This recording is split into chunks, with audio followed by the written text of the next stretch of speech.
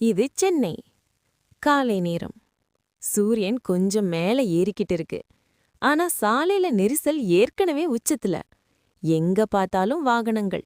Bus, auto, bike, horn சத்தம் மட்டும் இசை மாதிரி அடிக்குது. லேட் ஆகுதுன்னு எல்லாருக்கும் ஒரே டென்ஷன். அந்த நெரிசலுக்குள்ள யாரும் எதிர்பார்க்காத ஒருத்தன் சிக்கிக்கிட்டான். ஆமா, நம்ம ஹல்க். ஒரு சின்ன மஞ்சள் ஆட்டோக்குள்ள ஹல்க் உட்கார்ந்திருக்கான். காலு மடக்க முடியல, தலைய சாய்க்க இடம் இல்ல. இவ்ளோ சின்ன வண்டியான்னு அவனுக்கே சந்தேகம். முன்னால பாக்குறான், சிக்னல் சிவப்பாதான் இருக்கு. 1 நிமிடம், 2 நிமிடம், 3 நிமிடம். ஹல்க் முகம் மாறுது. கோபம் இல்ல, அவசரம். நான் உலகத்தையே காப்பாத்தினவன், ஆனா இந்த சிக்னலுக்கு முன்னாடி நிக்க வேண்டியதான்னு நினைக்கிறான். மெல்ல எழுந்து நிற்கிறான். மக்கள் எல்லாம் பயந்து பின்னாடி போறாங்க. ஐயோ, இப்ப என்ன பண்ண போறானோன்னு. ஆனா ஹல்க் அடிக்கல, கத்தல. அமைதியா வண்டிகளை ஒழுங்கா பக்கத்துல நகர்த்துறான்.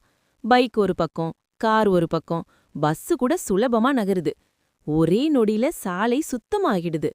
நெரிசல் இல்ல, ஹார்ன் இல்ல, அமைதி. ஆட்டோ ஓட்டுனர் சந்தோஷத்துல கண் கலங்குறான்.